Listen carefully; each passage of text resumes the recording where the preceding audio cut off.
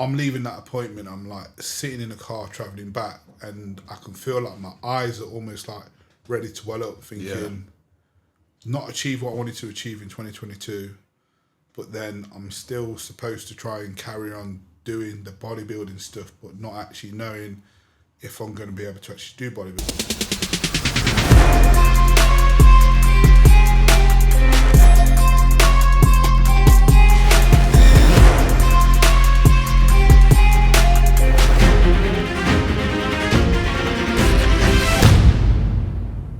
What is going on, people? Jumping in on this podcast to let you know about our incredible sponsors, Trained by JP, aka TBJP, the one-stop shop for all your bodybuilding needs. Whether you're looking for supplements or clothing, they have it all. Quite possibly the biggest range of subs you will find anywhere in the world, end of. Whether you're looking for pre-workouts, stim-free or high-stim, intra-workout shakes, post-workout cream of rices, vegan supplements, it is all there for you, as well as the highest grade of health subs that you will need in your arsenal. Check them out. It's www.tb-jp.com, and on there you will also find all the clothing which they release multiple times per year, but get your hands on them quick because they are limited drops. Use the discount code MAGIC10 for money off. Help the brother out, and let's get back to the podcast. Peace.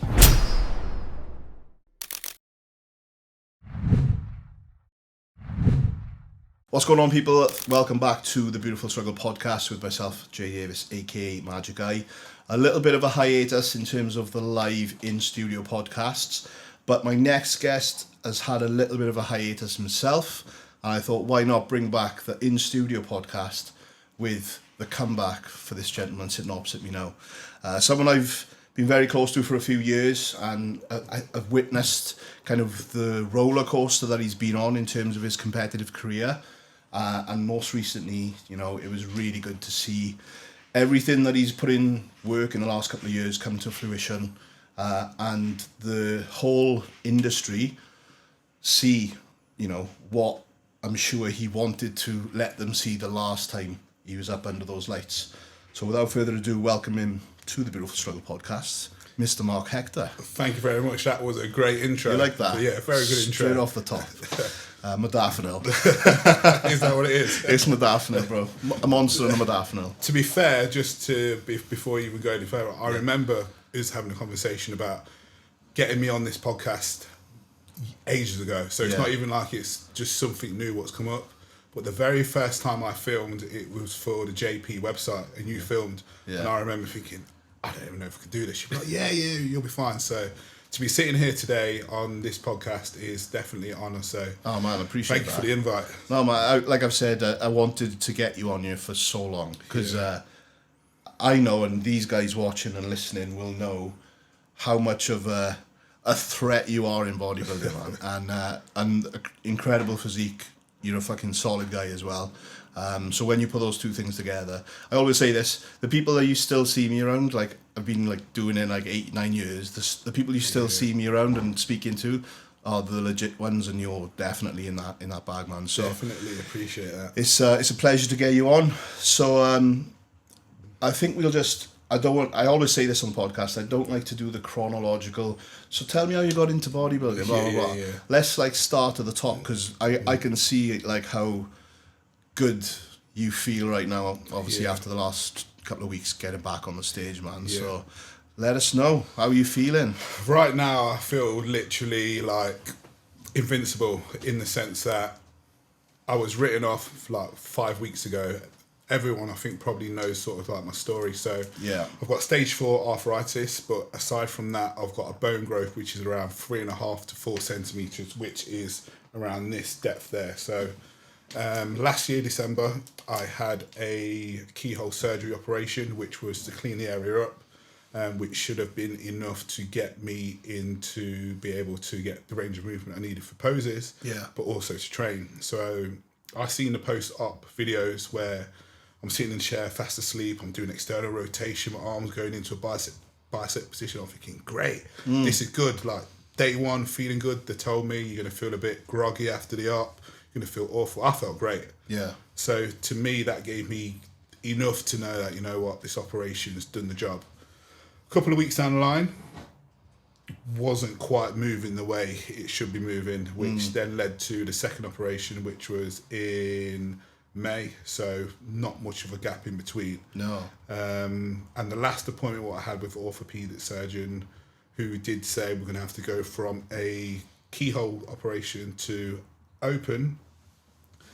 He spoke with his team basically 5 weeks ago. Well, not 5 weeks ago because it's a bit longer now because I competed. He told me that we spoke about your case, and just because of the size you are, it's just impossible for us to do an operation. So yeah, what did I see something like you had to? They said you had to lose so much weight. So I would have had to lose something like 30 or 40 kg just for the operation to probably take place. So that's a mad amount of weight to lose, isn't it? Yeah, but it's the fact that the size of me to lose that much, there'll be nothing left of me. No. But then to build it back up, I couldn't build it back up because I would have had to have an artificial part put in. Right. Okay. Where it just wasn't realistic, and even if I wasn't going to be competing, I don't want to be losing 30 or 40 kg because I'll literally look like I'm going to do like, I don't know, marathon running, and I definitely can't do that. No offense to marathon runners. I definitely couldn't do that. So pretty much 5 weeks ago, I was written off. Yeah. I came out of that appointment. My mum went with me to the appointment. It's an appointment in Liverpool, one of the top surgeons.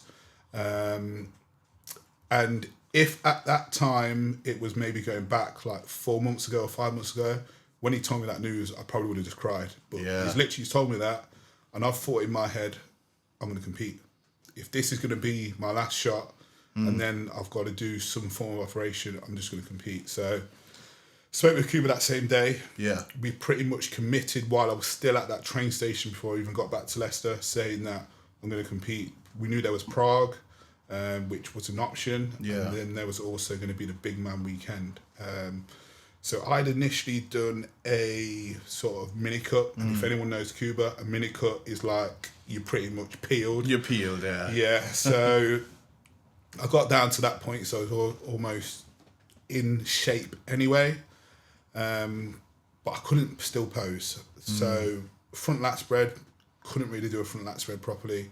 Rear double bicep, I only just started to get into that probably like a few weeks before. Yeah. Front double bicep, I think that was always going to be the pose where I was thinking, I don't think I'm going to be able to hit it on stage, but I've just got to give it a try. Yeah. So sort of fast forward to 2 weeks out and started tweaking poses, and I was getting into the front double biceps. A little bit of symmetry off, so we had to adjust how I was standing. But I got into it, and that just started to fill me with more confidence because I already knew I had brought my legs up so much because that's the body part I could really, really train. So when you ask me now sort of how I'm feeling, excuse me, the high is just that. Lost my voice now. The high is literally the fact that I didn't expect to be competing, but the fact that I competed in a lineup, I think it was 27, including myself. Yeah. Placed in the top 5, came 4th. There's talk potentially that I could have been higher. To me, it's just like, I feel like I've put myself back in a position where I didn't think it was going to be possible this year, never mind ever again. Yeah. So the fact that I've placed, got the feedback from the head judge that you just come a little bit harder, keep that small waist, like you can be winning these shows. You know, going back to like the Arnolds. Yeah. Yeah. You know, like obviously we filmed the Peak Week, didn't we? I think, yeah. There was a lot of hype, wasn't it? There was a lot of hype around you. Definitely. Your name was rolling in on all the podcasts. Like I said, I'm listening to them in the car and I'm hearing Marc Hector, you know, the name's popping up. And then obviously what you brought to stage, we know was not what you wanted to bring to stage, which we'll touch on that. Does this feel like what that moment should have been, where you are now? Like, you've lived up to what the hype is?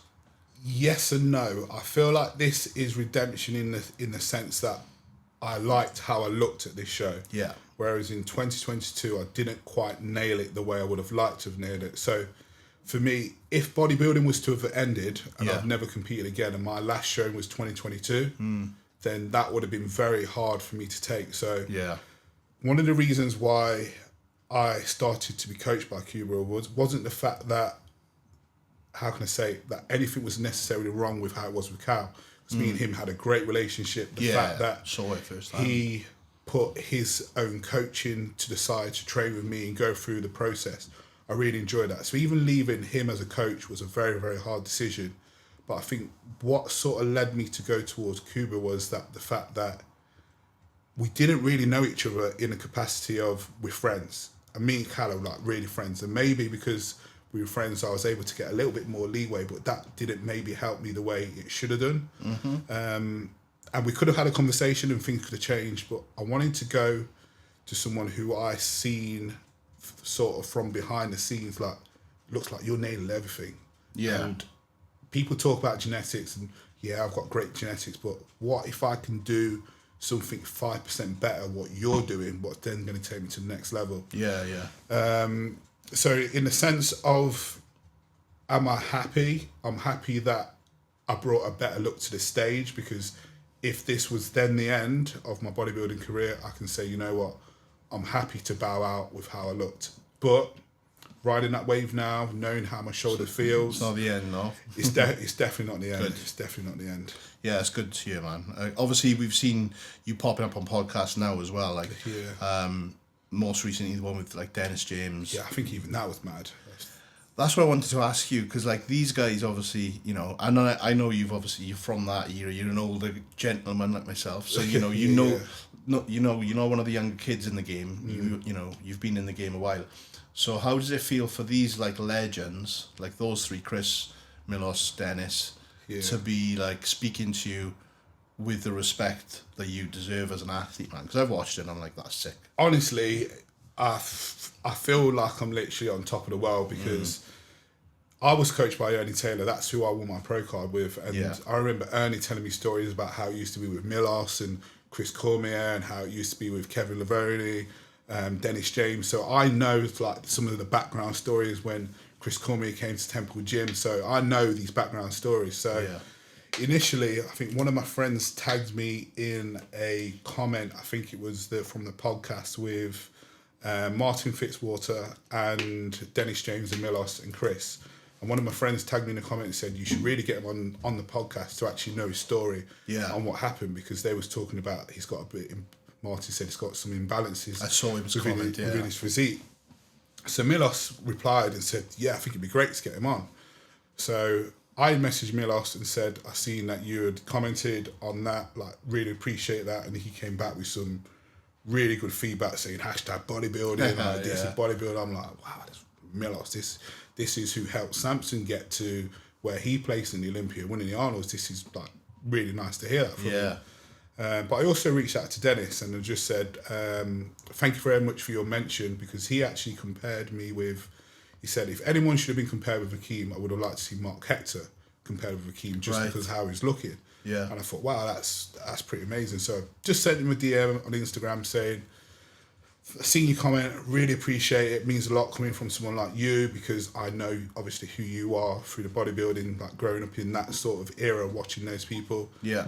Literally messaged me back saying, great, I would love to have you on the podcast. Here's my cell number, drop me a message. The next time we film is Tuesday, and I think maybe this was like Saturday, are you available? I'm like, Carrie. Of course I am.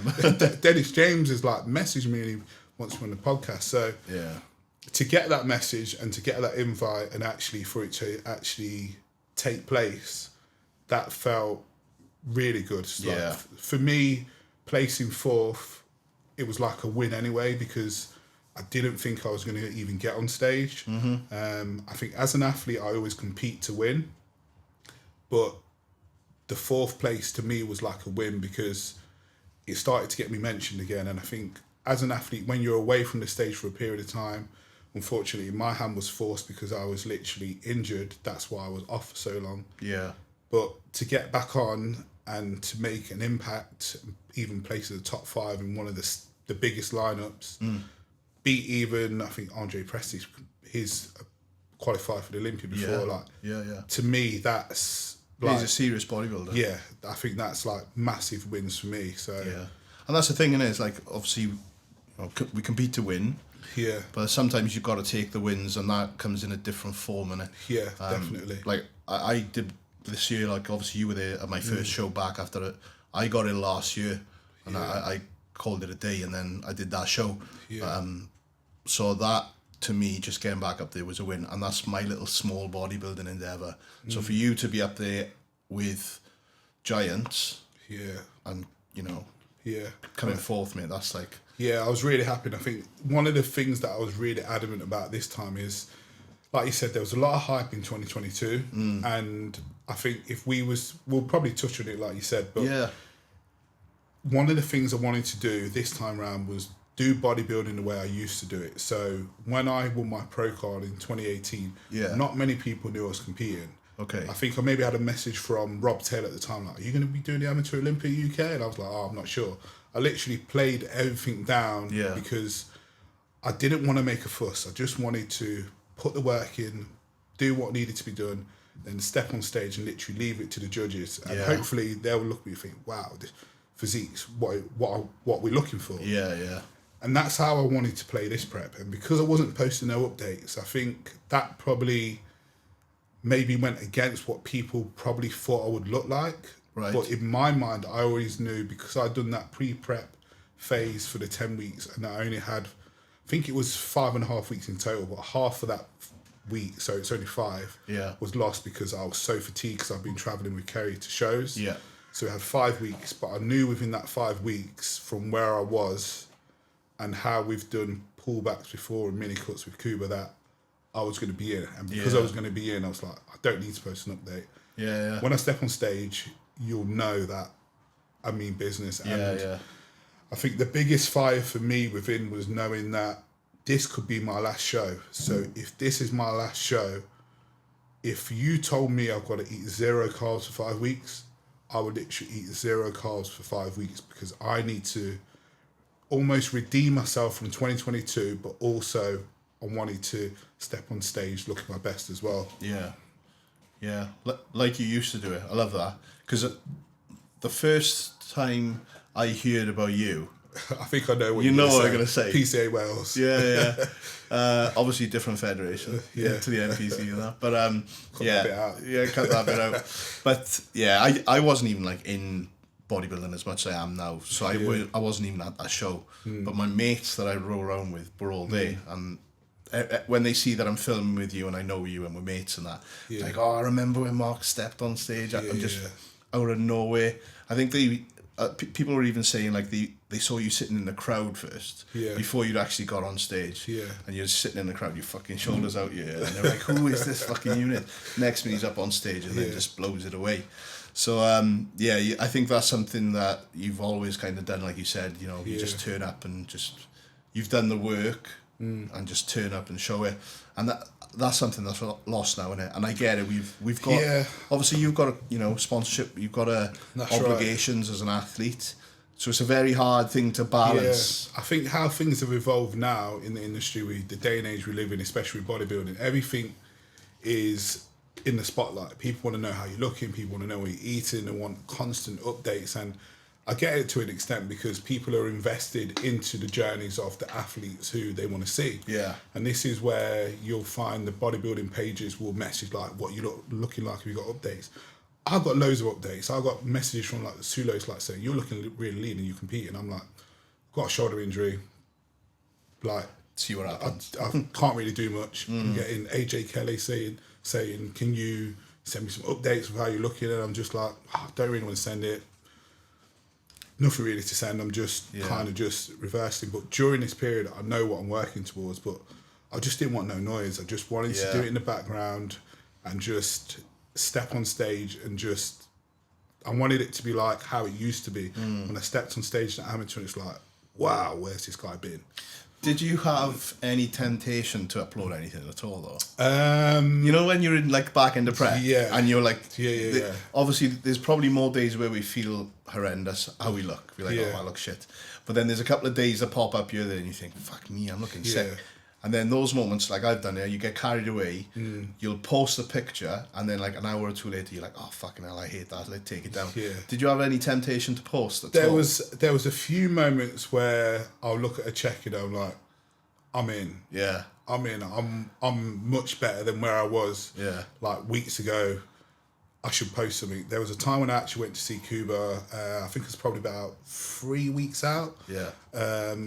And I was probably about 3 meals in, probably drank about 4.5 litres of water, still got some pictures, and I was doing some posing rounds with him there.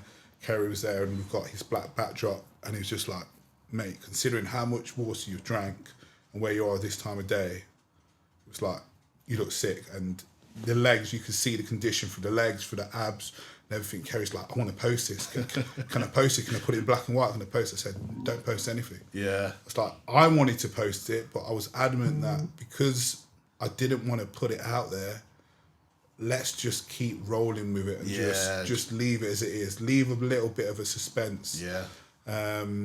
I sent it to a few close friends, like pictures, but there was definitely moments, but I was dead focused set on that, on not posting it. Yeah. And I think even when I was out in Alicante, and I've posted some of the pictures now, when we went to Titan Gym, and I was looking at the pictures, like some of the days, we started carving up from a week out. Right, okay. So even the day I travelled, he bumped my food up and I dropped a bit of weight, and the food was going high. So an example, breakfast was like 230 grams of cream of rice. I was putting away like 600 grams of raw weight rice, and then I've got raisins, I've got square bars, I've got honey, I've got loads of food going in, and I'm looking at my physique each day, and I'm like, I need to put something out. Yeah. And I was just like, you know what? Nah, just stick wait. to the plan. Just wait, because I think sometimes what you see on a picture on Instagram doesn't translate to stage. Most times, isn't it? And I was dead set on not putting out too much, and then people saying, well, it didn't look like that on stage, or oh, he looks better than this. But I've done it for this long, I might as well wait. Yeah. And I remember there was one time in Titan Gym when I was about to pose, there was a guy in there with his girlfriend. They said, do you mind if I have a look at you? I was like, not really, because I don't really know who you are. I was like, it's all right, it's fine, I'm taking pictures, it's a locked room, just have a look. And he said to me, you look great. He said, I'm a judge for IFBB Elite, and you might think you're flat, but you're not even flat. He said, you look great. And he said, I don't know who else is, other than Akeem, who's probably going to win the show, but he's like, I think you're going to be right up there. It's like, someone I don't know, totally random, and it made me feel even more boosted, because he's a judge. And because you hadn't had any outside kind of people like on Instagram fucking fire emoji in your comment section up. But then this guy is someone that's outside of your circle. Completely neutral. And still giving you that props, those props. Like, so, yeah, that's pretty cool, mate. Yeah. What was your, because you did do a couple of YouTubes leading up to it. I did. I think when you announced you were doing the show, right, did you, because I saw a couple of them. I know you did a few sit-down chats and stuff. Yeah. You didn't vlog any I did a day in the life video, which actually was one of my best YouTubes, where I went and got my hair cut. Yeah.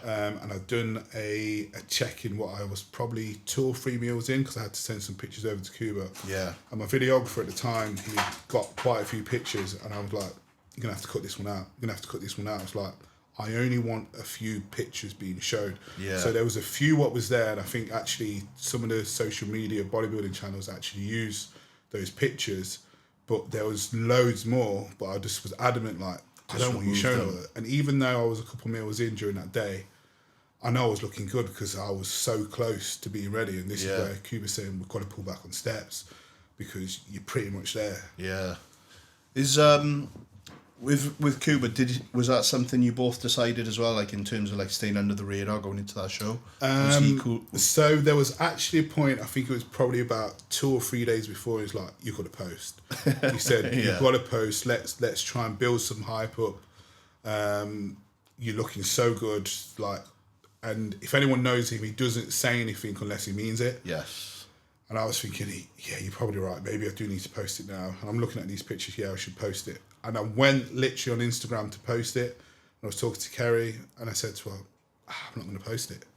I sent pictures over to AJ Kelly actually first of all, and I deleted it before he could see it. I thought, I'm not going to bother.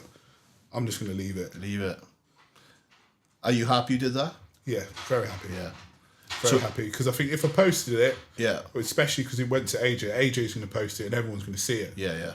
Okay. But I think the fact that there was a suspense and no one knew what I was going to look like. It's like, even when I went to the tanning booth, like I'm in my tracksuits and everything, got my tan, came out the tanning booth, and then I'm standing next to the fan, and I can sense the other bodybuilders who I'm competing against, like staring at me. And at this point, I'm thinking, I feel like I'm in your head, because something I notice is who views my stories on Instagram. And without naming names, the people who are in the top places will view my stories. So I'm thinking, if you're viewing my stories, I'm in your thoughts, because I'm telling you now, I'm not going to view your stories and I'm not looking at your page, because all I'm thinking about is what I need to do. But if I'm in your head that much that you're wanting to see, has he posted an update?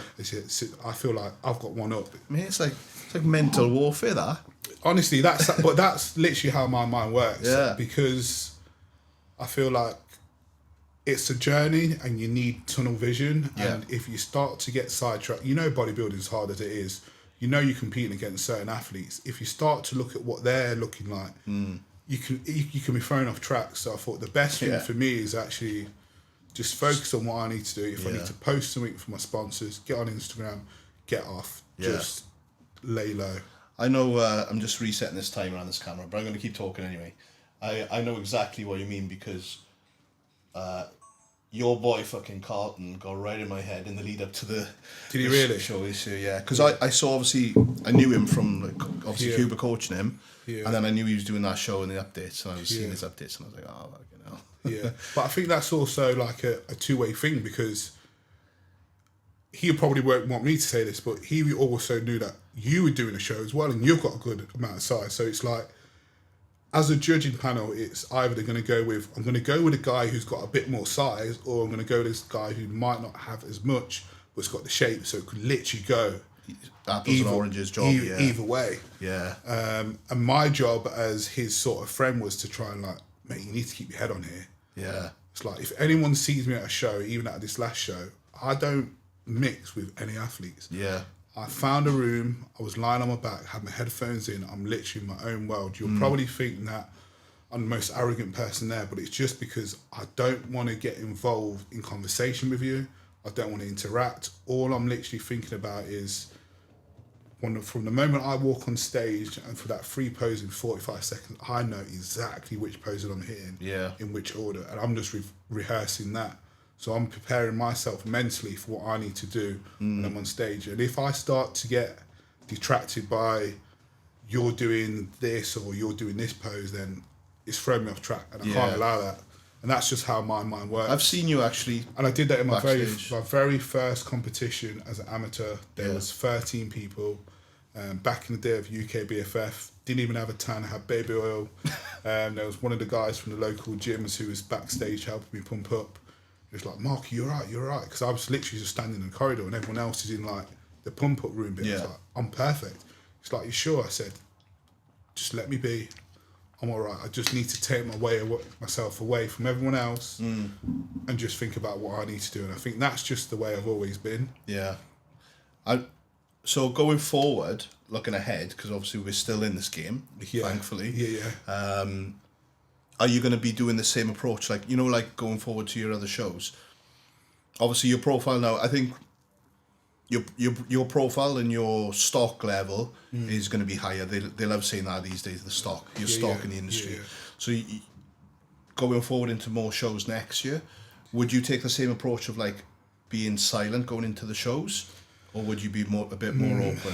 I think it's a difficult one now, in the sense that it's like, even when I spoke on the Dennis James podcast, they're like saying, we think you can go early. You've got enough size. If you just come in maybe even 5% or 10% more condition, then we think that will give you more of an illusion, because of smaller waist, but you'll be enough to actually win these shows. So they started mapping out shows, saying you could do FIBO, you could do Pittsburgh, you could do different European shows. But I think in terms of approach now, because I'm on the radar, I think in my mind I'll put out some more updates, but it'll be what I would class as a proper prep. So this was just a mini cut, which then turned into a prep, whereas I've already had the conversation with Cuba. It'll be a 20-week prep, and in that 20 weeks it's actually a time where I can post updates leading into it. But there'll probably be a point maybe like 2 weeks out where I'll sort of go under the radar and just I mean, it just for like for like your memory books as well, man. I think it's going like looking ahead to 10 years time.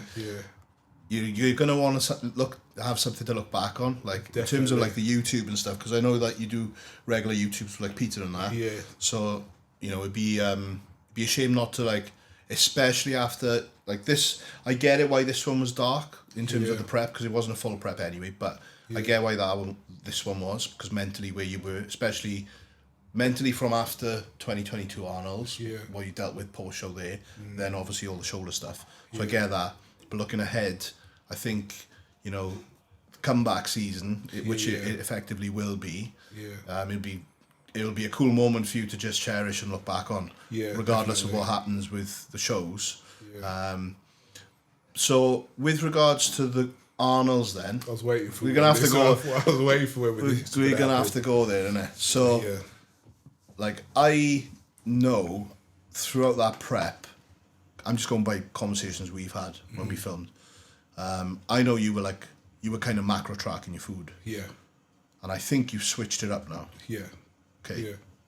Floor is yours. So if I go back to when I was coached by Cal, I think it was great in the respect that we was training together, and the training sessions what we was having, we joke about, we say toppies because that was the top sets, and when we was doing the top sets we really went for it. And I think as much as my legs have grown now in the period of what I've had off, I think that's largely more down to my training execution, because we were lifting some big weights back then with Cal. Like on the Cybeck hat squats, we were using the extenders. Yeah, it was some stupid but weights. the speed of the execution of the reps were probably a little bit too fast compared to what I do now. But if I go back to when I was with Cal, I think the freedom so he had originally done me a meal plan, and I'm just like, because Carrie was macro tracking at the time, I've never really macro tracked, but I also realised my food was getting quite high and I was struggling to get food in. Yeah. So I said about, can I macro track? He's like, yeah, you can macro track. And I've said it before to other people, and I'll say it here. I think that was one of the biggest mistakes I've made, not just during a competition prep, but also during the off season, because even now, even when my food goes high, I can digest it properly. I'm not walking around with those lower back pumps like what I had when I was over the 300 pounds mark. And I think partly down was I've got to get the calories in. So some of those calories weren't clean, or I was drinking my meals to get the calories in, and my body's not really absorbing it, and it can't really handle it because it's too much stress on my digestive system. Yeah. And if I could relive that moment from 2022 and even before that prep, macro tracking wouldn't be something I would want to do. Okay. I would want to have a set meal plan and follow a set meal plan, because I think that would have been better than the approach what I had taken there. And that's something I regret, but I've learnt from it. And even when I went over to Cuba, he wanted to know a little bit what I was doing. He's like, we're getting rid of that. That's not happening. Yeah. You're eating whole foods, and it's like, we're going 6 meals. I was like, I could probably even do 5. It's like, we've got to try 6. So we tried 6 for a period of time. It's like, I still can't do 6. So we've gone down to 5 meals, and that's what I've been having for the majority of the time when I was with him. Okay. But it's set meals and it's whole foods. So even when I've been growing, I couldn't tell the last time I had a back pump in the off season. Even when I got to my peak weight with him, which I think was around 130, 131. I think with Cal, I think we got up to like 137. So there's a difference there, but I was pretty lean. So when we've done the mini cuts, which ended up being somewhere between 8 to 10 weeks, people are saying, you're too lean. Like, you can see striations in your glutes, and it's literally come down to the fact that the food choices and sources were a lot cleaner. Even I would go as far as to say, if I was having an off-plan meal, because I think people think you can't have an off-plan meal with him, you can. So I could have 1 to 2 off-plan meals a week, but generally, because I liked my food, I'll probably have 1 off-plan meal. And I think my problem was I always remembered how I looked in 2022. So if I had an off-plan meal, I was very cautious with how much I ate.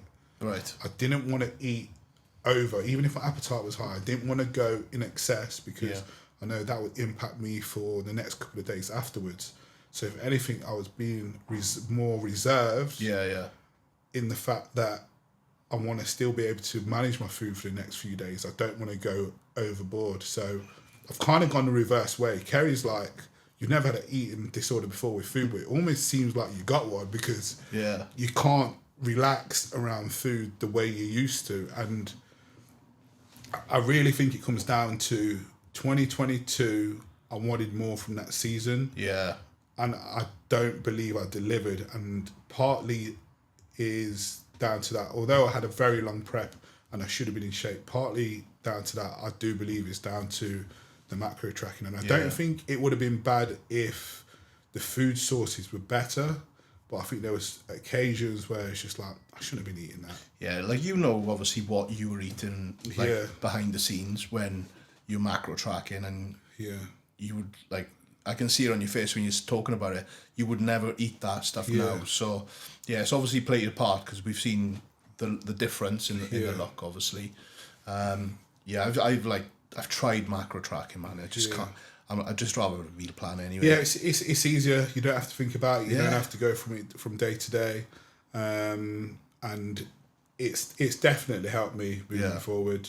But if I just go back to the Arnolds, the 2022, that was the show for me which was the biggest show as far as I'm concerned of my career. So I wanted to make an impact on that show, and I remember some of the updates what was going out, and like you were saying, like, looking really good. I can see the striations.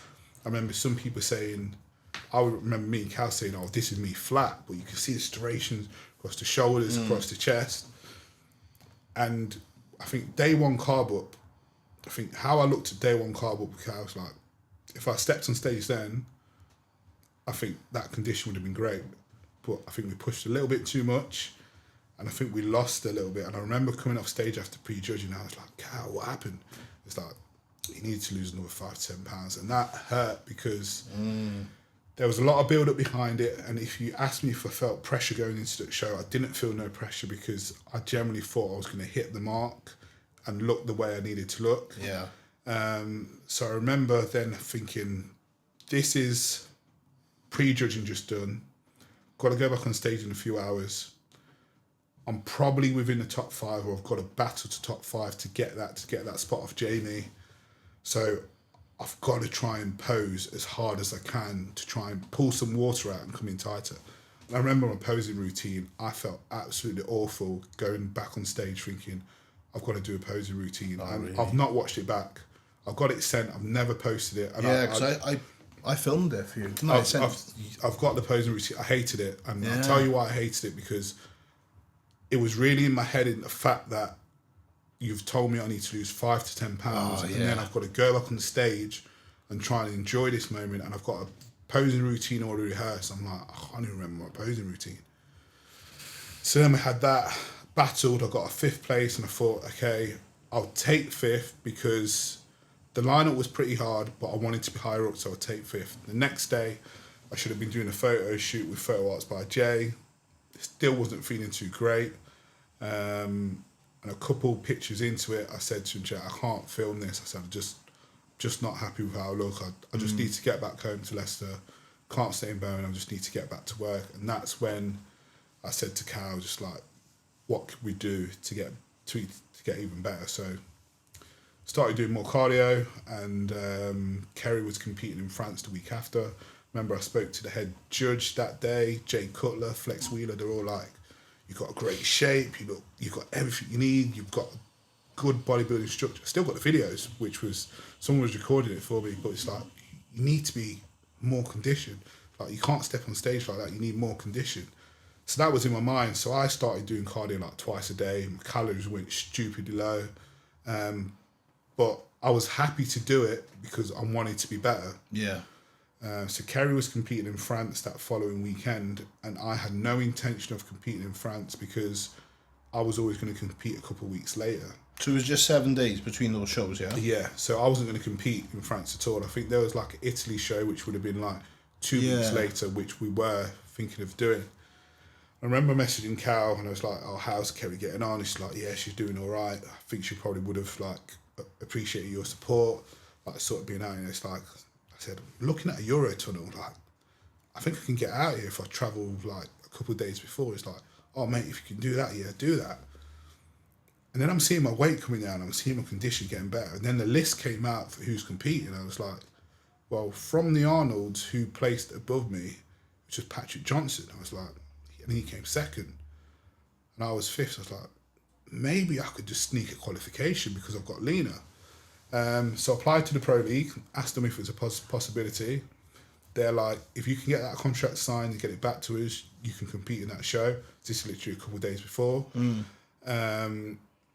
So I managed to book myself a Euro tunnel. I don't even know how.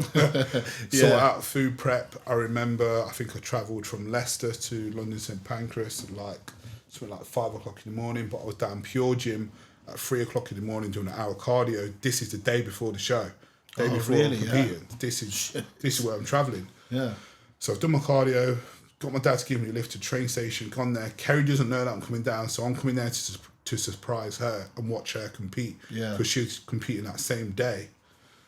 So I've turned up, surprised her. She's like, oh, I can't believe you're here. It's like, yeah. It's like, oh, just to let you know, I'm going to compete. She's like, what? Yeah. It's like, yeah, I'm going to compete. So I've walked down the stairs and I've logged my number. Ian from Two Bros has signed me in. And then I can see like people like Patrick Johnson looking at thinking, what's he doing here? And I remember I messaged Zach, pro coach, and Hayder, sent them pictures like, what do you think? And Zach's just like, mate, you're here, you've pulled down more weight, why don't you just give it a go? What you got to lose? And then I remember doing the check-in with Cal, I was looking at pictures afterwards in the toilet. Sometimes you look at the worst light and I'm like, I'm not sure if I made the right decision here, even though I'm leaner. But because we didn't have time to really plan a peak, we literally sort of just cruised right into the show. Yeah. It worked in our favour. And what was the weight difference from Arnold's to? I want to say that I pulled off something stupid like 7 or 8 kg in that 1 week. Just shows you had it there to lose, though, I guess. Yeah. If you managed to do it. I pulled it off, and in all fairness, I probably could have done with just, if I was a little bit sharper from the rear, potentially I could have took Patrick, but his condition was really good. Yeah, I remember, it was really good. But I remember like coming off stage after pre-judging, I had like Rolling Winkler running down saying, man, you look fantastic. What did you do in a week? You look great. You're going to qualify. And then in my mind, I'm thinking, oh yeah, this is meant to be. And then Patrick Johnson's sitting there. I think Hannah Wares asked him if he was all right, and he said no. And she's like, oh, why not? It's like, I thought I was going to win, but he's here. Then I've got Patrick speaking on the phone to Abdullah, and Abdullah's like going mad to Patrick on the phone. And I'm thinking, oh, maybe this is my moment. Yeah. And then I remember the call me second, and there was that moment where I've never been in the top 2 in the Pro League. It was like, it's that moment where you're so close, but you missed it. But I shouldn't have even been there really anyway. So it's like, that's fine. And then the week later, I've done Italy. So 3 shows in 3 weeks, never done that before as well. Placed third there. That was probably, again, not a great look. I think the France look that year was the best look. You kind of like peaked and then came in. Yeah, I think even speaking with the head judge afterwards, he was like, when you first came out, your body looked tired, but then you kind of like eased into it. And I said, where would you think I should go from here? Because there's Alicante in like another 3 or 4 weeks. He said, look, I still think you can qualify for the Olympia. You don't know who's going to turn up at the shows, but you've got to manage expectations. You've done a lot of shows, and even if you go there, you potentially won't be in the top 10, so it depends what you want to do. And I just thought in my mind, qualifying for the Olympia would be a massive goal to say that I've got there, then it gives me something to work towards. And then I got the knee problem, which meant that there was no more competing. And then I just sort of went into a hole from there where my knee was massively inflamed. I couldn't even bend my knee. Speaking with Cal. Was that directly after the shows? Yeah. So that was before Alicante. So I was still in prep for... When the knee was flaring up. Yeah, the knee was flaring up. I remember I was out on a morning walk and it was just like it was locking up, but it was really swollen. I said to Cal, I don't think this is right. I'm trying to do opposing check-ins. I was like, I don't think this is right. I'm going to have to get it checked out. So when A&E, they're doing all these sort of tests and they're saying, we think you got... deep vein thrombosis and shit. It's like, I'm sitting there thinking, what's going on here? I'm trying to say, is there an injection you can give me because I want to compete in a few weeks' time? And they're like, I don't think you're going to be going anywhere. You're not going to be travelling at all. So that was hard mentally to take, because then that was my season over. I couldn't even get up the stairs, so I was sleeping on the sofa. But I got into a place where I felt depression, in the sense that I didn't achieve what I wanted to achieve in 2022. Yeah, okay. And then I've got this knee injury, which meant I can't train the way I want to train. And then it's me thinking, when's the next time I'm going to be able to train properly, or sort of like get back to it. And then because my calories went so low, my food focus went to a place it's never been before. And I had to tell Carrie, I was sleeping downstairs on the sofa because I couldn't get upstairs. I was going to the fridge. I was going to the fridge during the night, and I was eating the food, and I was like, what am I doing? Just non-stop, was it? I was eating food, and then I was hiding it in the bin so she couldn't see it. And I had to say to her, I was just like, this is what's going on. Spoke to Cal, she's like, right, this is how we're going to manage it with food. So we set a plan and the food, and it helped massively. But I still felt that something wasn't quite right. And that's the point where I spoke with Rob Latty, who's a mindset coach, and I said, look, I'm struggling with this X, Y, Z. I'm not really sure how to approach certain things. And I remember I asked Cal if I could have a conversation with him. I spoke with him, and it was nothing even personal against him. I just felt like I needed a clean slate. Yeah. And at this point, I had no idea who I was going to work with coach-wise.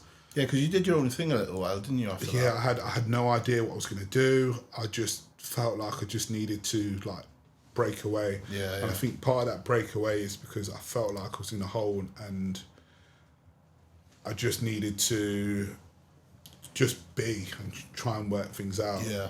And then I seen Carrie started working with Meg, and they was tracking all this data, looking at all this. I was like, this is a bit excessive, but it looks good. Yeah. I want a part of this. And so I just reached out to Q, asked if we could have a chat. I said to him, I'll be honest, I'm not sure if I need this for like just an off-season setting just to get better at things, or if it's a prep, but I just need a bit of direction, a bit of guidance from now. I even openly admitted to him as well that I unfollowed you during the 2022 prep because even after the post-show Arnolds, I was seeing the comments from people saying like Jamie should have placed 5th, and like I found it really hard because I didn't like how I looked, and social media can be a savage place, and I've never felt what I felt before, but I can also see the arguments why people would have said that you should have placed 5th. Right. So for me, it's like people who you're associated with, and I think I even said it to Jamie as well. It's like I can't follow. I unfollow these people. Yeah. I sort of stopped speaking, and me and Jamie spoke since. And we've had a good conversation where we both sort of like cleared the air and we understand each other. There was a little thing at one point, wasn't there? There was a little rivalry. I remember like travelling back from the Eurotunnel on France because Jamie came third, and people saying Jamie should have maybe come second as well. Right. Like we didn't speak at all. There was a bit of like animosity cut kind the of tension thing. with a knife. But I could understand it as well because I wasn't at my best, but then when you're a bodybuilder, you come at your best, but you don't feel you're rewarded. I would probably feel the same as well. Yeah. So I had a conversation with Cuba, and I think the rest has just sort of been history, but it's been a massive learning curve in the sense that it's challenged me in a way I've never been challenged before, in wanting me to step up and not just be a bodybuilder, but be better as a coach. So I've learned a lot from him through that, and things what we've put into place, like even going into knowing I only had 5 weeks because we've done the mini pullbacks, I was confident that I was going to get in. Because I'll be honest, people have said to me, are you going to stay with him during a prep setting? And I said, well, I can't undo or unsee the things what we've done during the off season. And if I ask you a question and you can answer it, but then you back it up and I can see it, it's like, how do I then go to someone else who doesn't know my body at all? No, why doesn't make sense. But a lot of people have asked me that, and it's just like, it doesn't make sense. Yeah. It's like, I remember my first pullback and a cut. And if I was dieting myself, I was thinking, why is he not making a change? Should have made a change like 2 weeks ago, and he's probably just pulled my output down, increased food for a couple of days, and then I start to see the changes, and it's just like, I've seen enough to know that although you might not have prepped an open pro bodybuilder, you'll get me where I need to be, and let's just roll with it. Yeah. And I keep going back to the show with Alicante. Although he wasn't there, Meg came out and she was sort of the eyes there. The communication throughout that whole week, like, what's your body weight at this time of the day? How much water have you had? How much food? Like, the manipulation. So even when I was competing at 10:30 at night, because that's what time I got on stage, we already knew how I looked at 10:30 at night because we've been monitoring everything throughout the whole week, and I just think that attention to detail was just spot on. So I'm excited for the future. I just wanted to go back to the injuries, like, because like throughout the conversation, obviously I know from the podcast that I've watched and seen the bits that you've put up on Instagram and that about your shoulder and that. So you got the knee, and then obviously you got all the shoulder stuff going on as well. That's a lot to deal with, like. So the process, because this is what I wanted to talk to you about, is like the process of obviously, without obviously going into too much detail about like the ops and stuff like that, but the process of mentally going through that, where you've got, right, I've got to get over this. So then, and at the time this is going on, you've obviously got all the negativity surrounding Arnolds. So you got that post-show stuff. Yeah. Because you mentioned a word there which is rinsed these days, which is depression. Yeah. Do you feel like you were like in a like you were suffering with depression? So I'll be totally honest. So when I joined 𝘗𝘳𝘰𝘶𝘥𝘭𝘺, he knew about the knee, and that was the first question he asked, like, how's your knee? So I said to him, it's still not quite right, so I can't really train. So he adapted my training so I could actually still do maybe some leg extensions just to try and build back up, but train the good knee, because he's saying there's going to be a transfer over where you build a strength up. Yeah. But even going through the 2022 prep, I knew there was a problem with my shoulder. You might have seen it on some of the picture you had taken before when I was in shreds. I was hitting the rear double bicep, but it was still blurred because you couldn't see the definition. My front double bicep still wasn't quite right. So even though I knew I had the knee to deal with, I always knew at some point I've got to get my shoulder looked at, because people have told me, I think I seen maybe like 3 different consults during that prep to try and help my shoulder. People have said, I think you've got something wrong with your like rotator cuff, or maybe something's torn, or I don't know. So in the back of my mind, I knew it's the knee I've got to get over, but I've also got the shoulder to deal with. But I didn't want to deal with both at once. Right. So I thought, let's sort out the knee first. And that sort of sorted itself out after sort of 6 to 8 weeks. And then I started the ball rolling with looking into where I'll go with the shoulder.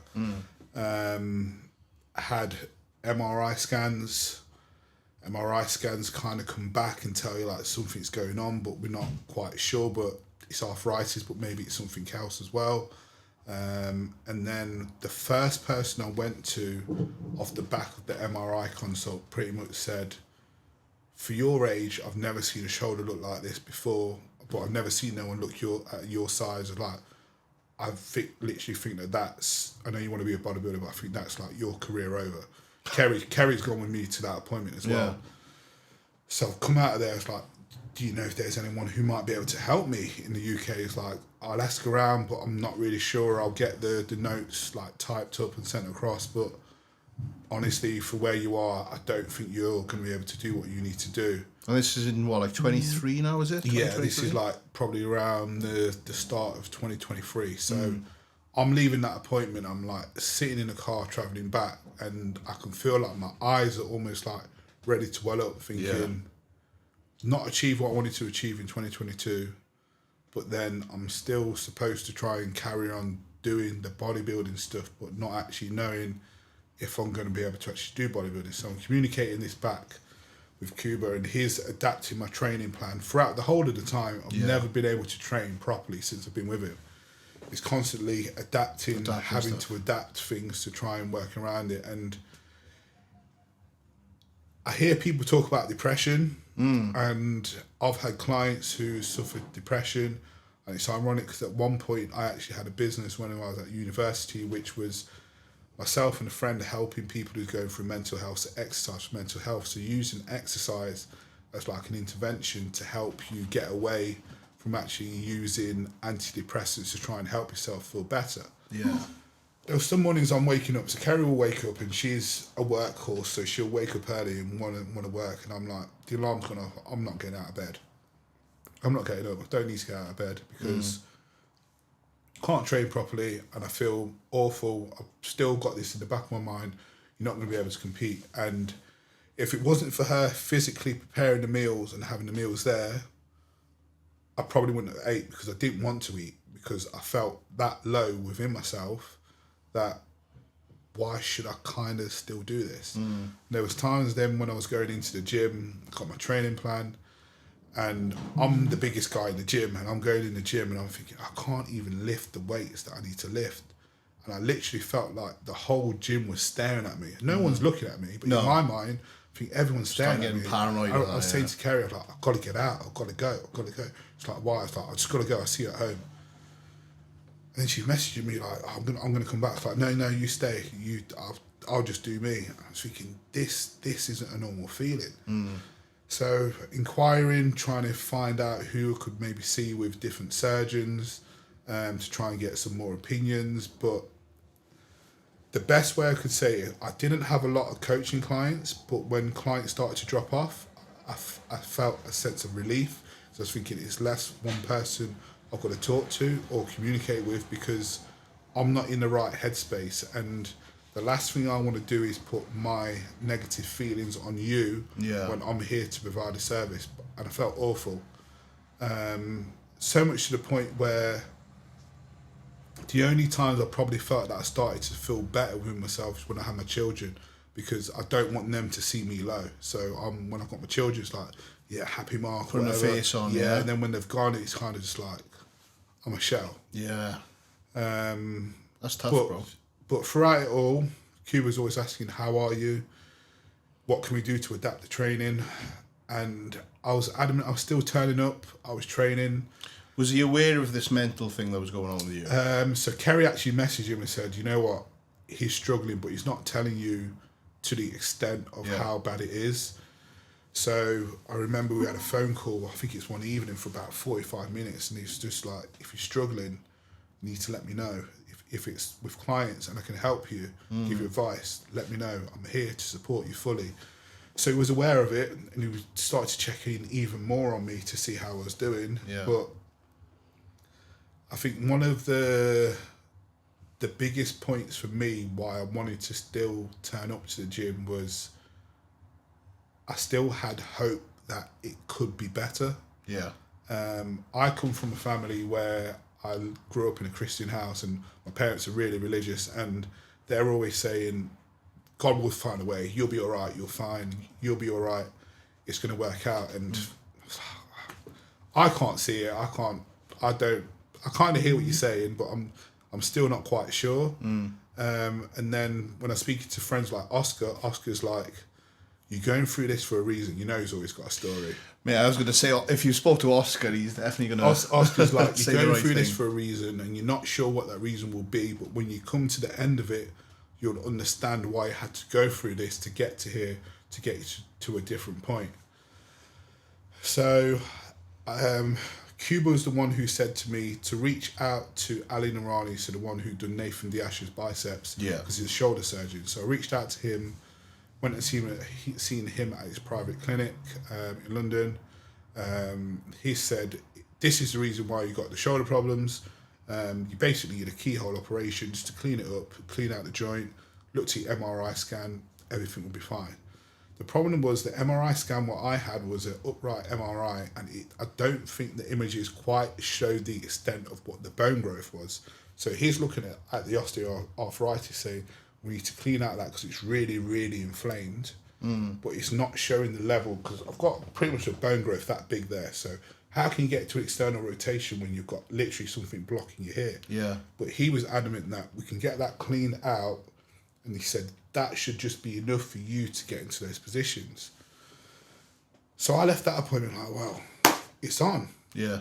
Not got a date yet, but it's on. So I've been smashing my legs, been training my legs. We're good to go. And I remember there was a point when Carlton messaged me on Instagram, because he had a trading partner who went back to boxing, and he messaged and said about, oh, do you fancy like hitting a training session together? And I seen the message come through. I was like, no, I'm not opening this. Oh, really? I'm not opening it because I wasn't in the headspace. Like, I know how injured I am, but no one else knew because I never put it out there because I didn't want to talk about it. I was adamant I didn't want to talk about it. I just needed to try and deal with it myself.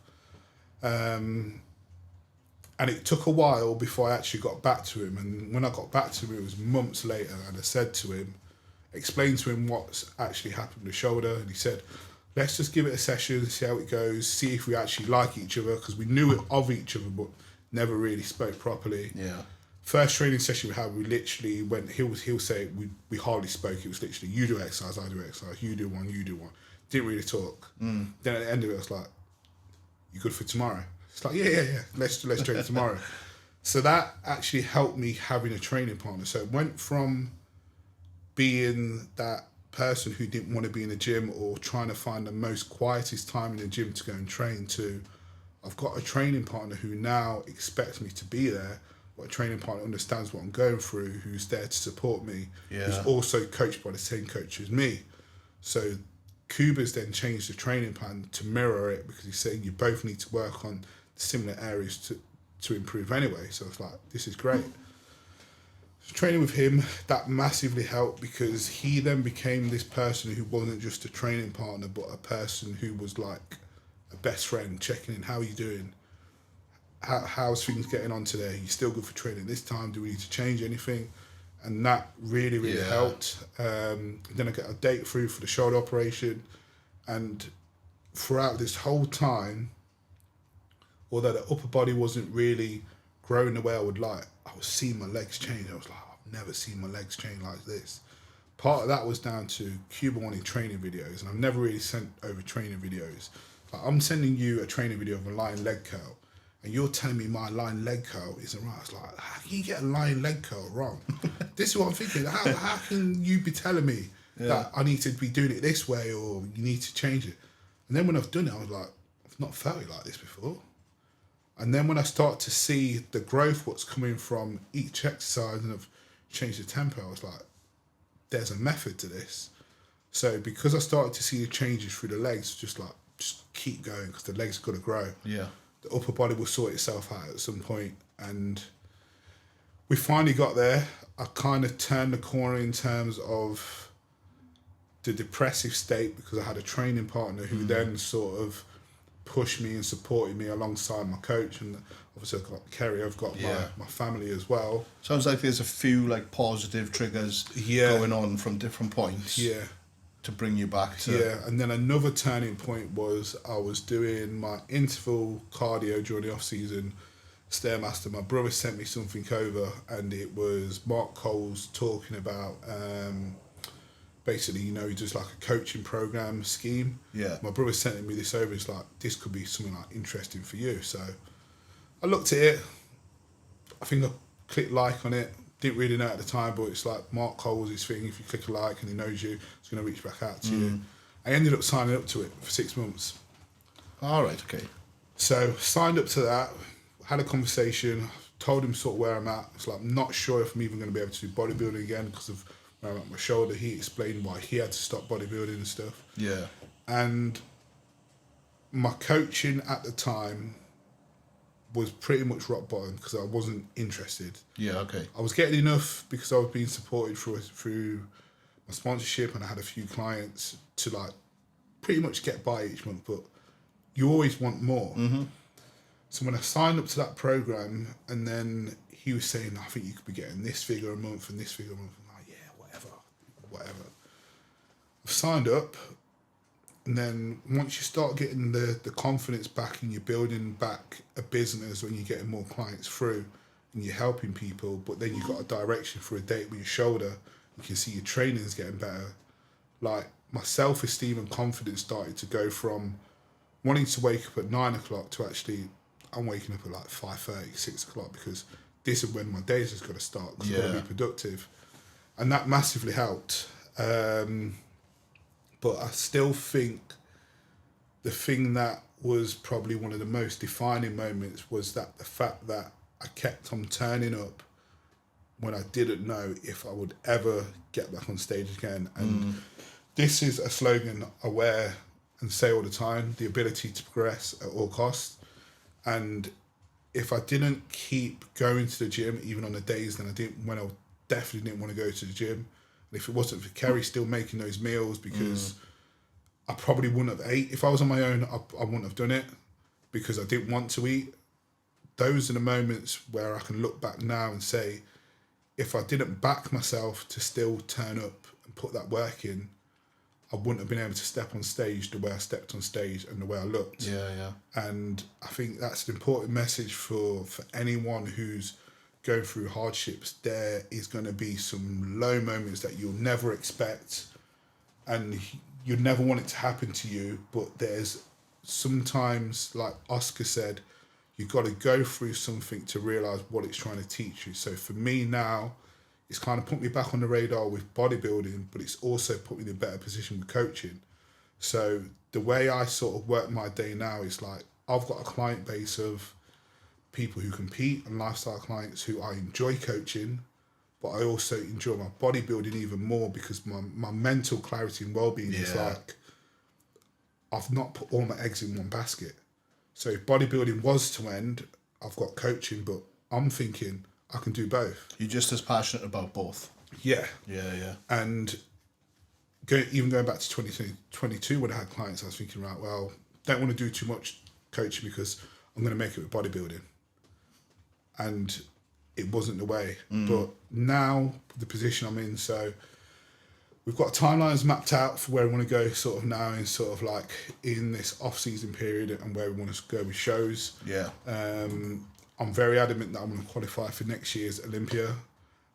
Carrie's already qualified and I'm really, really pleased for her that she's done it because she's had a hard graft 7 shows this year. Relentless Carrie, man. 7 shows this year. And it's strange because people have asked me, oh, do you like feel jealous or anything like that? I was like, no, I'm not that guy. That's where I didn't want to ask you if you're jealous, but I wanted to touch on the Carrie relationship. Like, obviously we've, like, big up Carrie as well for qualifying because she fucking deserved that. Yeah. What's it like being in a house with someone as competitive as Carrie in the bikini division? Yeah. And obviously you now with this mindset that you've got now, which you had before, you know, but obviously you've regained it over the last 2 years, say, gradually.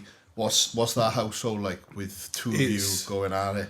It's a great atmosphere, and if I'm being totally honest, if this was a conversation even going back 2 years ago, most people never expected her to qualify. It was always, if we was in a gym setting, I'm not talking about you, but in a gym setting or going to see people who know bodybuilding, it was like, oh yeah, Mark, what show are you doing? Like, Kerry's standing next to me.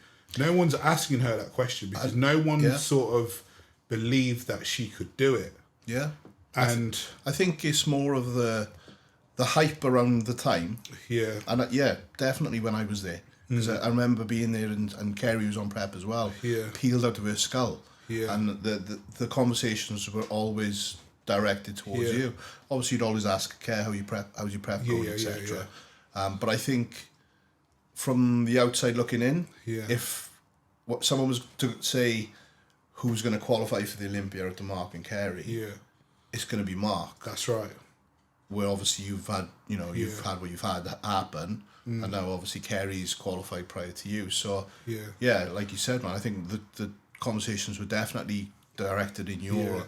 I remember one gym conversation with someone that owns a gym in Leicester when Carrie said about what her goals are. The gym owner literally laughed in the face like, you qualified for Olympia.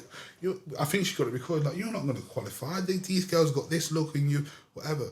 And I've had to remind her, like, remember the people, the naysayers who said you couldn't do it. And look at the work you've put in. And she, even when I think it was in 2023, maybe she placed second, she was like, oh, it's a fluke.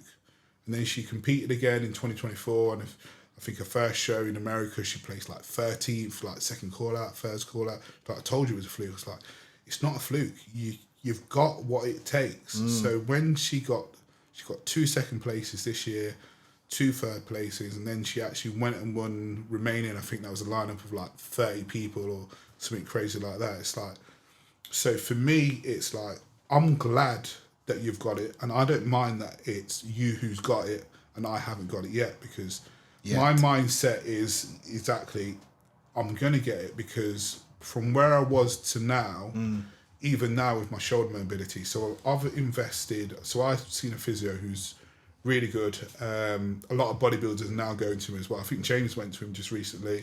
This is Radu, yeah? My next door neighbour that lives in the valleys drives an hour and a half every week there, 3 hours to go and see him because he's having something done to his back. And he was like, because he's a CrossFitter, right? So he doesn't know you, doesn't know no names. And he's like, you a guy I think you know, Mark. I'm like, Mark? He's like, yeah, massive guy. Marc Hector, is it? I said, yeah, he's fucking one of my mates. He's like, he goes to him. So I saw you mentioning Radu, so it was, so I was travelling an hour and a half, especially during prep. I seen him after my first operation. Because I was having some rehab through some other people locally, and I seen him and he had me doing some exercises. It's just like, has no one gone through this stuff with you? It's like, this is the basic stuff. Like, he explained to me why my shoulder got to where it got to, and he said basically the smaller stabilizing muscles haven't been firing. So if I'm doing a lateral raise, because I'm that big, I can just move that weight, but the smaller muscles weren't firing. So I've got videos where I'm doing the most simple of exercise and my shoulder's shaking. And I was seeing him a lot during prep, especially leading into these shows. So twice a week, I'm pretty much no energy at all. So it's between Carrie driving me an hour and a half each way. When she was at shows, my dad was doing it, and then he's spending like an hour and a half to 2 hours at a time because he's realised how important this is. But he's got a machine what does electrical therapy, but also does ultrasound. So my shoulder had a lot of edema, so water retention because of the arthritis. So that takes away that edema, but it also helps to stimulate the shoulder as well. Helps with range of movement. So he said to me, look, you're going to this show, don't think I'll be able to make it, but you can borrow my machine. So I'm like, great, this is going to keep the water off. You can see the definition of the shoulder. Then I told him, by the way, I'm probably going to travel like a week before. It's like, I can't do without my machine for a week. So I was like, how much is the machine? Looked up the machine, the machine's a few grand. I'm like, I'm going to buy the machine. Oh, really? So I brought the machine, we took it out there with us, Carrie was using it, I use it every single day now. My shoulder feels the best it's felt. I had a pre-treatment out in Alicante with Monica, and Monica looked at me and worked to me in a way that I've never been worked before. And I was able to get my hand behind my back. She said, put your hand behind your back. I didn't even think anything of it. I put my hand behind my back and I was like, my eyes started to go, and she's like, you all right? It's like, I've not been able to do this in like 2 years. Jesus. I've not been able to put my right arm behind my back in 2 years. And you've literally done one treatment and I've done it. And she's like, yeah, because you just needed to be worked here, here, here, here, here. I was like, this is crazy. I was like, this is crazy. So then on show day, she wasn't going to be working with anyone. She said, look, I'll do another treatment at yours, come to yours, but in show day, I'll help you in between. So there's some footage what's been posted on Instagram where she'd actually just keeping my shoulder mobile. So during pre-judging and the finals and stuff, I'm going back on stage and my shoulder's feeling great because I've got that mobility. But she mentors a lot of people, and she mentors someone in Derby Derby for me is 45 minutes away. So I'm going to be working with someone who's Monica's student, who's been with Monica at Olympia's treating other Olympians. So right now, why I'm so excited and why I'm sort of still like cloud nine is the fact that I've achieved something that I didn't think I was going to achieve this year. I've got a machine what I can use daily to keep my shoulder happy because it's my own personal machine. Now I've got a therapist who can treat me the same way that I've been treated before. But now my training's also changed as well because my shoulder's feeling the best it's felt. So where I've been training 4 days a week, where it was 2 leg sessions and a push and a pull, or 2 leg sessions and an upper and a lower, it's now going to be 5 sessions a week. So the setup's going to be push, pull, legs, rest, upper, lower. And the volume's been adjusted, but it's been adjusted in a way where I can progress, but it's also going to be able to help me build where I need to build extra tissue as well. Yeah. So it's exciting from the fact that I know Cuba knows as well that we've still not hit our stride. No, you literally just dipped your toe in the water here. The legs wise, yeah, that's been built to a good standard, but upper body, I know there's so much more to come from that. And as long as I keep the shoulder healthy, which I'm doing all the right things to do that, and we're not going to push body weight to a stupid amount, just add things in the right places. Yeah. With the exercise selection, with the rehab, with the machine I've got, still speaking with Radu, physio for rehab stuff. It's exciting. Yeah. Just going back to Carrie, obviously with the household, because I think a lot of people, we hear questions of like, oh, would you be with someone that competes? Would you prep along? If you both compete, would you prep at the same time? Would you prep at different times? You guys have been on preps at the same time this year. I'm not sure what it's been like in the past. Yeah. But what's that kind of like? Just like the personal side of things. You know, obviously talk about it in as much detail as you want. Yeah. Like. So I hear stories where people prep together and it's the worst environment ever. Like they can't prep together or it's too much. Like we don't have that at all. We have a great understanding. Like if I needed to be on prep or she needed to be on prep and it's the same time, it's literally no problem. Yeah. I think one of the times, even when we was with Cal in 2022, I think one of the hardest decisions was like, who's going to drive to the gym because we was travelling like 35 minutes each way and who's going to drive back. Like we don't have no sort of bad tensions. We're just both driven towards working towards our goals. So I could definitely prep at the same time as her. I think the only thing that I said to her is the fact that I think if we're going to do a show, I'd rather you do a show maybe on a different day to me. The reason why, because when I'm in a show, I'm literally go into a shell. And because of the kind of person she is, she wants to try and do everything for me. And if she's prepping and she wants to run around and be doing cooking my food and stuff, it's not good for her. So I think that's the only difference where if we were on prep at the same time, it would just be the fact that we'll probably do a show what's slightly different to each other. And if she wasn't traveling maybe to America, then I'll go with her. If it's in Europe, it's more realistic. But other than that, prepping at the same time is absolutely no issues at all. No issues. No issues. No like absolute barneys and arguments going on. We're so chilled. We're so chilled. Yeah. I think we even set naps as well. Like this is what time we're gonna go for a nap. So it's like we just work it out. Even the food prep. She loves to prep the food, but I'll also equally do what I can because her goal's my goal, and it's the same thing. So who's the best cook?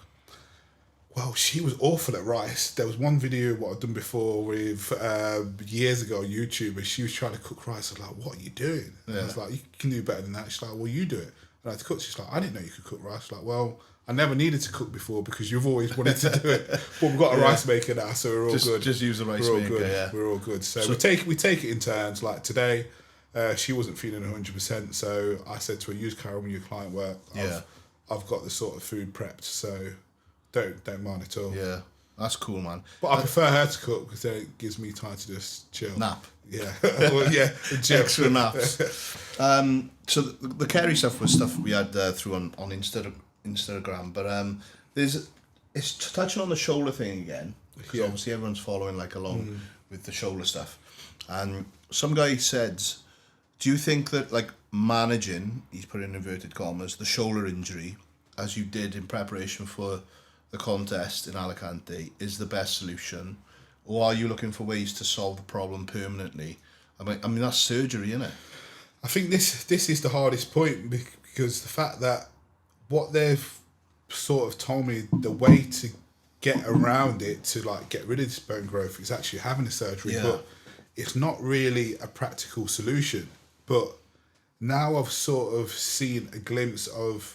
Obviously, I've come down in body weight, so it's freed up the space within the shoulder. But I've also seen that if I have a massage in a certain way, without going into like the set details of what needs to be done, it can actually free the space in the shoulder.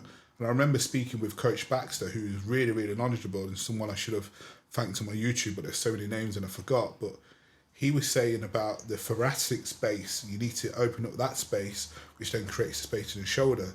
And he gave me some set exercise to do, but I just couldn't get my arm in that position. Whereas I know now if I revisit doing that, that creates a space. So I've had a lot of people even say, should you even be competing or should you be doing it? Like, I wouldn't be doing something if I'm in physical pain. Yeah. So I know people who's got stage 4 arthritis like me.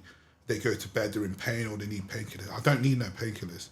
I'm not in that level of pain. The only thing is, when I was training, I knew what I could do from a range of movement point of view. Yeah. But even going back to training now, like last week when I was training pull, I sent a video over to Q. I was like, I'm lifting this on a Panatta pull down. It's only 3 plates aside, but my range of movement is the same as what it is on this side. I was like, I couldn't do this before.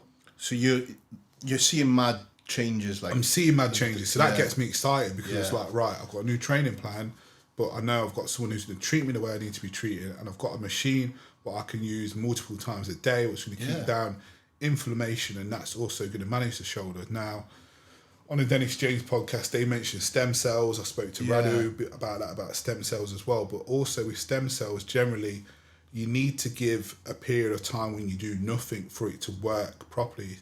no training. Yeah, so some people think you just have it done and you can just get back to it, but it doesn't really work like that. So I'm not saying it's not an option, but what I'm doing at this moment in time feels like the best thing.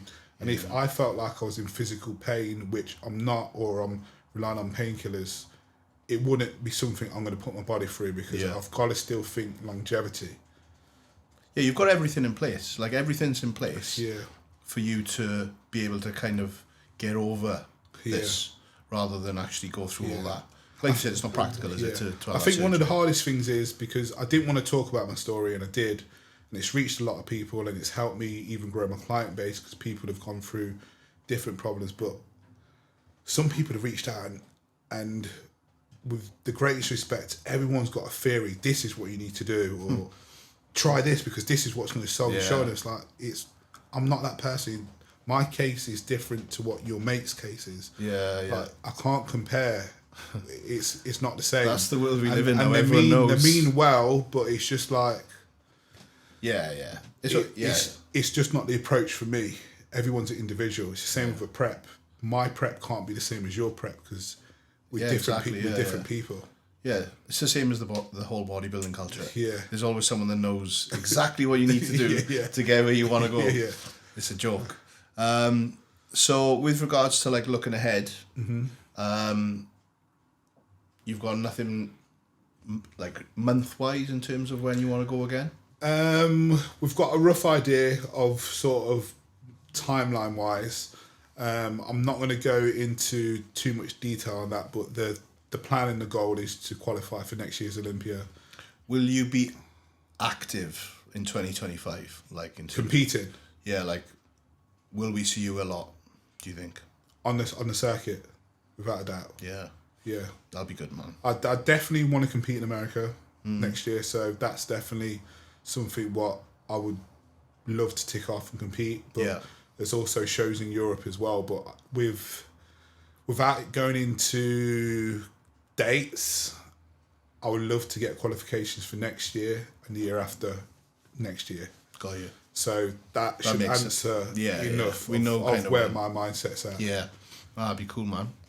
That'd be very cool. A question I've started asking on a podcast. You know the Mount Rushmore question? The Mount Rushmore bodybuilding? Have you heard that question? I'm not sure where you go with it, but let's see. You know Mount Rushmore? Yeah. Because I've asked that and people are like, what's Mount Rushmore? So you obviously got the 4 or 5 faces. 5 faces. What is your Mount Rushmore bodybuilding? But not in terms of like the obvious choices, in terms of like the legends that you've looked up to when you're coming up, but more so like on a personal level. Like when I've talked about people like locally that I looked up to, that inspired me, that have been in my corner for like 10 years or whatever. Yeah. So if you were to kind of choose like, you know, the 4 or 5 people that have been key people in kind of getting to you to this point now, where you're at, who would you put on there? Are you talking from like a coaching perspective? I'm talking from whatever perspective. So whether that be like on a personal level, that someone has inspired you from when you were like, you know, 20 years old, someone that has been in your corner for that amount of time, someone that you did look up to, so you can say one of the obvious choices, but just to kind of get a reflection of maybe even for you to kind of say thank you, I guess, to like maybe some of those key figures. Well, and I've got 5 people. 4 or 5? 4 or 5, okay. So I'm going to go back to my roots. So I've mentioned it before. I grew up in a Christian household, and I generally think that part of my getting on stage is down to having that still belief in God. I'm not saying that I'm someone who goes to church every single week or anything like that, but during these harder days, I won't lie, I've gone back to church, and that's helped giving me some extra strength. So I'll definitely say God is one of the reasons why I feel like I've been able to get back on stage and be in this position. I remember a conversation my dad had, and I was telling him, look, I've had these 2 keyhole operations and I'm going to need an open one. It's like, I'm praying that actually you don't actually need another one. You're not going to need another operation. It's just going to work out. And I was like, you really think so?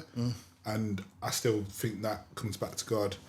A big influence growing up was someone called Sugar. So he was at the time the vice president of the UK BFF. He was one of my dad's best friends growing up, but he's the one who schooled me on how to train. So growing up, if anyone knows about training, the volume was like 5 sets of exercises. You probably got 15 to 20 reps. You got 12 to 15 reps. He was someone who was a big influence in getting me to training. So at 15 years old, when I left school, I didn't have money to pay for a membership. I will be the one who would steal the envelopes for his letters, what needs to go out to competitors, because that's how it was at the time. And that was me getting my membership. So he was definitely a big influence for me. Yeah. Third one has definitely got to be Ernie Taylor, because Ernie was the one when I've seen him in 2018 where he actually seen me and said, you're going to turn pro this year, but your posing's crap. You got to work on that, but you're going to turn pro and no one's going to come close to you. And this is within him seeing me for like 10 minutes posing. I'm like, you sure? It's like, without a doubt. Yeah. So if you follow my plan, because I had a coach at the time, you follow my plan and said, no one's going to be close to you. But he taught me not only to have that extra belief in myself, but he took me from amateur to pro, and that's someone who I could never dismiss or forget. And if I'm being totally honest, I thought he was going to be the one who was going to be the one to take me to the very top, because he's competed at that level, but he's took that step back from bodybuilding. I'd love to say 6 people, but there's only 5. So you can say 6 if you want. Okay, so the very first person who ever prepped me is the person who was previously like been doing my massage, Katie Farndon. Now she seen me because I worked at university, and she said to me, "Are you gonna like compete in bodybuilding?" Because she was doing like bodybuilding shows at the time. I was like, "No, I don't want to compete in bodybuilding. I don't want to wear them trunks on stage. Hate feet. Don't want to get my feet out in front of people and the rest of it." She's like, "No, I don't want to get my feet out." Yeah, you know, I hate feet. It was like people looking at your feet and the whole body or whatever. She's like, "No, I think you'll be really good if you do bodybuilding." I was like, I'm not sure. So she prepped me. Yeah. She's the first person who ever prepped me and actually opened my eyes to something what I would never have wanted to have done before. And if it wasn't for her, like saying, you should really do this, alongside Sugar, who was doing my training program, because she did my nutrition, I wouldn't have done this. Right, okay. Because it was never on my radar. Abdullah, he is probably one of the best persons I've ever worked with. A bit unorthodox in his approach, but he's very hard on you, but he's got the greatest of intentions. When I went out to Kuwait, he literally treated me like his big brother, took me under his wing. When I won my pro card in 2018, he actually reached out to me, got the message and said, "Look, I'm Brandon Curry's coach. We had a team from Kuwait out there. Everyone's telling me how good you are. I'd love to work with you. All you need to do, come out to Kuwait. I'll take care of everything for you." And I said, "Look, I've got 2 kids. I've got a job. I can't really do this at this moment in time." Then there was a show so I was turned pro in 2018. I think there was a show in 2019 at British Grand Prix. I think Nathan might have won it, and he's messaged me. He's like, "Why did you not compete in this show?" I was like,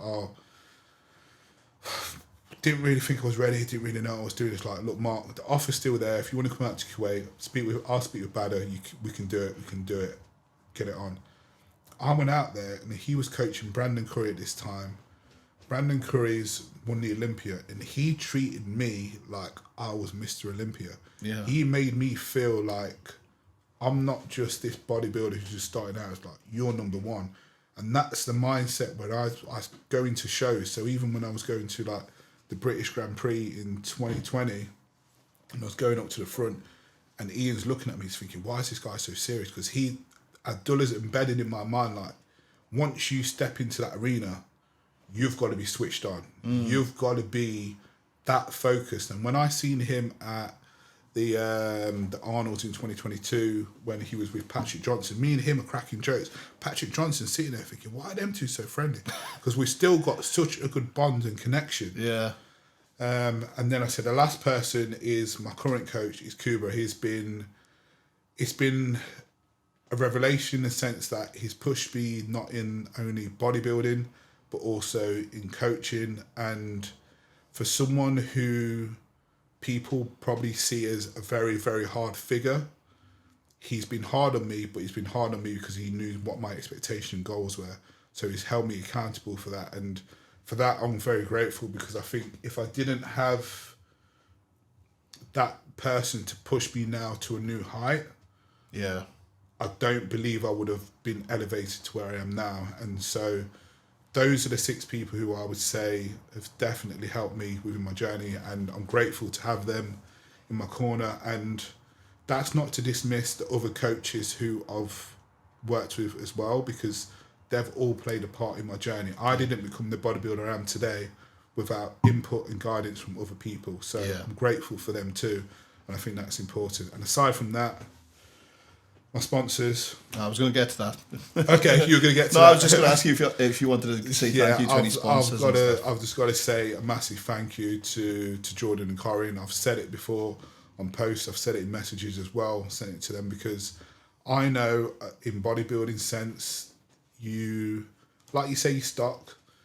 You've got to be out there, you've got to be active, you've got to be competing. And from the moment I sort of joined the brand, Jordan never put a pressure on me. He said, just be the best bodybuilder, just be the best version of you. And even with all the injuries, and when I spoke with Jordan at Cuba's team meetup, it's like, I didn't realise it got this bad. It's like, how have you been mentally? We had a really good conversation. I know that other sponsors probably would have dropped an athlete like me if they can't compete and they're going through an injury and you don't know when you're next going to compete. And I remember when I said to Corinne, I told her the story of what's happening with the surgeon. I've got probably 5 weeks to try and get ready. And she said, I can imagine that this have put another fire inside you where you've got like a I'm going to show you attitude. And I was like, that's exactly how I feel.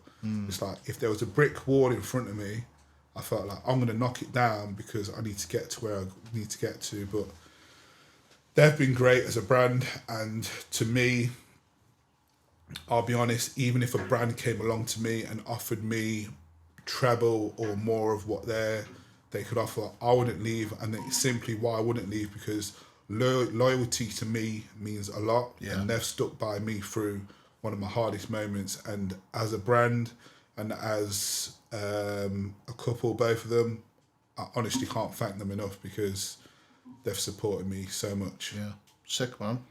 That's awesome.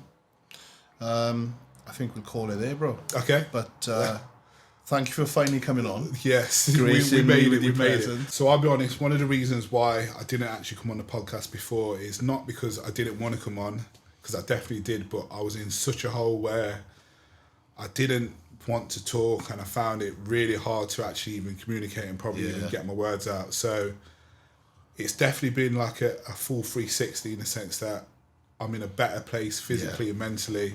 So to actually get on this, and when you reached out to me, I actually said to Carrie, like, I think I'm going to message him and just ask him if he wants to do it now. And you messaged me, I was like, let's get it on. Oh, was it? Yeah, I literally said to her, I said, because you said it before. Yeah. I think when I last seen you at 𝘗𝘭𝘰𝘵 in Derby, you mentioned it. Yeah.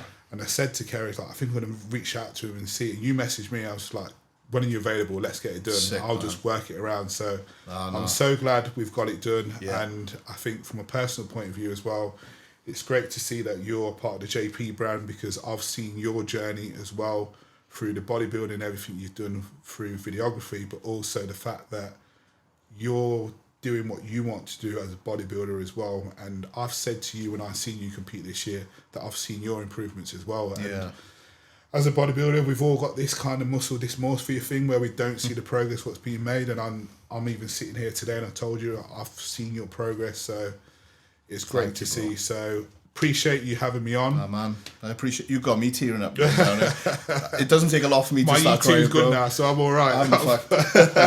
No, I remember just going back to what you said there, because I remember like when you said that Carlton had messaged you to train and you didn't message me back. I think I had messaged you at one point and you didn't message me back. And then I saw you, I think somewhere, and you kind of touched on why. And I was like, cool, man. I was like, you take as much time as you need. And when you're ready, like. And obviously, I mean, it feels quite quick, but it's probably been a long fucking. I felt a lot longer for you. But thank you, man. Thank you for your words on my stuff as well. No, it's well deserved. And thank you for coming on. I'll get this up. Big up to Mark. Follow him, Marc _Hector. _Hector. 2 underscores because he's that big. And obviously follow him next year when he gets back up there again and does a full prep. We see what he did with 5 weeks and a mini cut before it. So we'll see what's in future for you, man. But thank you very much. Thank you for having me on. No problem, bro. And thank you for watching, guys. Back with a live in-studio podcast. More to come in 2025. Like, comment, subscribe, and I'll see you on the next one. Peace.